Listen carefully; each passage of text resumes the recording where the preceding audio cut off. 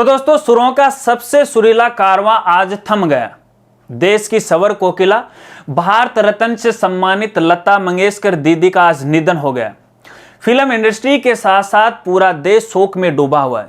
ये राजगुरु जी भी स्वर कोकिला को श्रद्धांजलि अर्पित करता है और उनके स्वर युगों युगों तक हर एक भारतीय नागरिकों के कानों में हमेशा हमेशा वो गूंजते रहेंगे। देश की महान गायिका लता मंगेशकर दीदी के निधन की खबर सुनते ही हर एक भारतीय वो भाव विहीन हो गया। हालांकि दोस्तों, लता जी का जीवन कोई आसान जीवन नहीं था। उन्होंने अपने प्रारंभिक जीवन में काफी सारी कठिनाइयों का सामना उन्हें करना पड़ा है। आइए दोस्तों, मैं आपको लता दीदी के जीवन की घटनाओं से रूबरू करवाता हूं, उनकी बायोग्राफी के बारे में आपको बताता हूं। दोस्तों, स्वर कोकिला लता मंगेशकर दीदी का जन्म मध्य प्रदेश के इंदौर में 28 सितंबर 1929 को हुआ। इनके पिता का नाम दीनदयाल मंगेशकर और माता का नाम सेवंती मंगेशकर था। बचपन से ही इन्हें गायकी का बड़ा ही शौक था और मात्र 5 साल की उम्र में इन्होंने अपनी गायकी की शुरुआत कर दी अपने स्कूल के नाटक रंगमंच से। हालांकि इनके पिता भी एक महान कलाकार और महान गायक थे। इनके परिवार में एक भाई हैदनाथ, 3 बहनें, जिनमें एक का नाम मीना मंगेशकर, एक का नाम उषा मंगेशकर और एक का नाम आशा भोसले। अपने भाई बहनों में सबसे बड़ी थी लता मंगेशकर। हालांकि इनका जन्म इंदौर में हुआ, लेकिन इनकी जो परवरिश है वो महाराष्ट्र में हुई। मात्र 13 साल की उम्र में इनके पिता का देहांत हो गया और पूरे परिवार का बोझ इनके कंधों पे आ गया। तो इनका शुरुआती जो जीवन था बड़ा ही कठिनाई से भरा हुआ था। हालांकि इनके पिता ये नहीं चाहते थे कि जो लता है वो फिल्म इंडस्ट्री में काम करे या गाए, क्योंकि दोस्तों दरअसल यूं हुआ कि लता जी को पहली बार एक मराठी फिल्म कीर्ति हसाल में गाना गाने का मौका मिला था और उस फिल्म में इन्होंने गाना भी गाया। लेकिन पिता की नाराजगी, पिता की सहमति नहीं होने के कारण इनके गाने को उस फिल्म से वो बाहर निकाल दिया। लेकिन फिर भी इन्होंने हार नहीं मानी।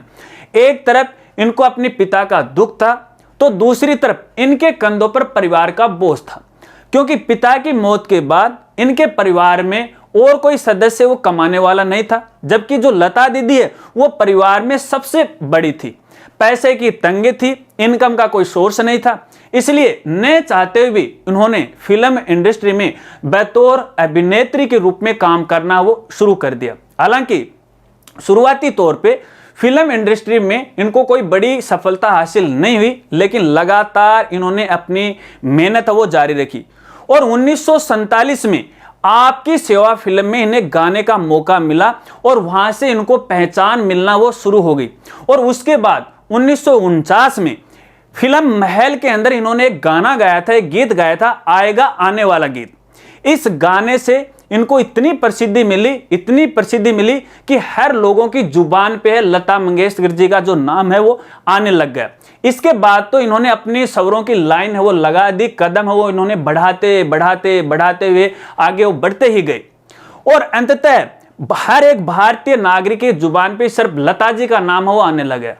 देश की प्रसिद्ध बड़ी जो फिल्में हैं उन्होंने बतौर गायिका के रूप में उन्होंने काम किया, जैसे 2 आंख 12 हाथ, 2 बीघा जमीन, मदर इंडिया, मुगले आजम जैसी महान प्रसिद्ध फिल्मों में इन्होंने अपनी गायिका की भूमिका निभाई।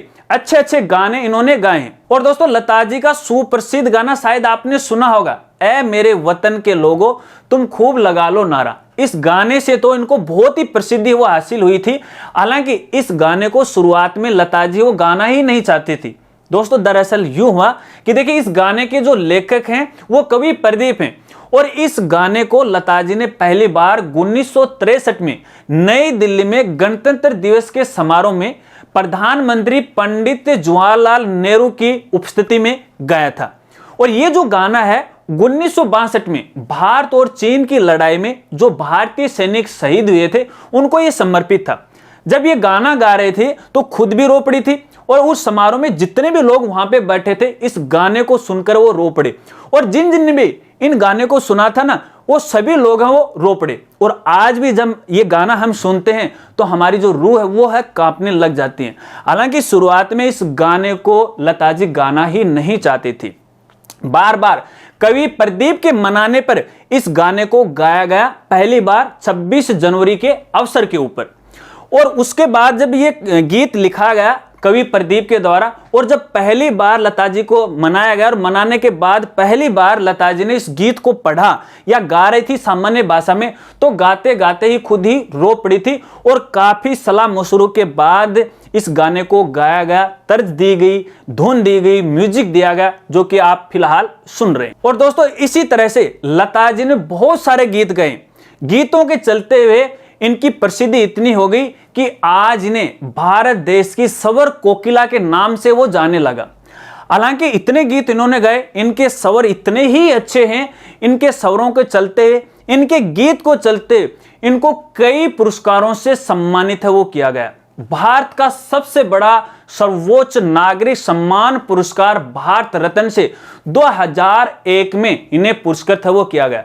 हालांकि केवल अकेले भारत रत्न पुरस्कार से इन्हें सम्मानित नहीं किया गया, इनके अलावा भी भारत के जो बड़े बड़े पुरस्कार हैं और फिल्म इंडस्ट्री के जो बड़े बड़े पुरस्कार हैं उनसे भी इनको नवाजा गया है। जैसे राष्ट्रीय पुरस्कार, पद्म भूषण पुरस्कार, फिल्म इंडस्ट्री के पुरस्कार, फिल्म फेयर पुरस्कार, और फिल्म इंडस्ट्री का सबसे बड़ा पुरस्कार दादा साहेब फाल्के पुरस्कार से भी इनको सम्मानित किया गया है। और इनके अलावा भी न जाने कितने पुरस्कारों से इनको सम्मानित है वो किया गया है। लगातार इन्होंने अपने स्वरों की गूंज है देश के कोने कोने तक है वो पहुंचाई है। हर एक भारतीय नागरिक है इनके स्वरों को सुनने के लिए तत्पर हो जाते हैं। लेकिन दोस्तों आज से हमें ये स्वर सुनने को नहीं मिलेंगे, क्योंकि हमारी स्वर कोकिला भगवान को प्यारी हो गई है। बस बची तो हैं इनकी सिर्फ यादें। यादों के सहारे हमें आगे जीना है। और इनके निधन पर अपने भारत देश में भारत सरकार के द्वारा 2 दिन का राष्ट्रीय शोक की घोषणा वो की गई है। दोस्तों आपकी जानकारी के लिए बता दूं कि देखिए, जब राष्ट्रीय शोक की घोषणा की जाती है तो इस दौरान अपना जो राष्ट्रीय ध्वज है उसको आधा है वो झुकाया जाता है। और इसी दौरान यानी राष्ट्रीय शोक के दौरान कोई भी सांस्कृतिक कार्यक्रम, कोई भी सरकारी कार्यक्रम या समारोह का आयोजन वो नहीं किया जाता है। और इसी के चलते हुए अपनी राजस्थान सरकार के द्वारा भी अगले 2 दिन के लिए राष्ट्रीय शोक की घोषणा वो की गई है। हमें सम्मान तो रहेगा, उनकी यादें हैं वो हमें आती रहेंगी, उनके स्वर हैं हमें पीछे वाले तो जरूर सुनने को लिए मिलेंगे, लेकिन दोस्तों अब से आगे हम उनके स्वर नहीं सुन सकते। केवल बची हैं तो उनकी यादें, उनकी यादों में ही हमें जीना है। दोस्तों यहां पर तो देखिए मैंने आपको काफी सारी सामान्य बातें बताई हैं। लता दीदी के बारे में और ज्यादा उनकी बायोग्राफी के बारे में आपको पढ़ना है तो वीडियो के डिस्क्रिप्शन में मैं आपको एक लिंक दे रहा हूं वेबसाइट का, उस पर क्लिक कीजिएगा और उनकी पूरी बायोग्राफी है वो आप आराम से वो पढ़ लीजिएगा। और चलते चलते एक बार फिर से राजगुरु जी की तरफ से स्वर कोकिला लता मंगेशकर दीदी को श्रद्धांजलि मैं अर्पित करता हूं। और इसके अलावा आपकी क्या राय है लता दीदी के बारे में, कमेंट करके अपनी राय है मुझे जरूर बताना। जानकारी अच्छी लगी हो तो लाइक कर देना, वीडियो को शेयर कर देना। चैनल पर पहली बार आए हो तो चैनल को सब्सक्राइब कर लेना, बेल आइकन भी दबा लेना।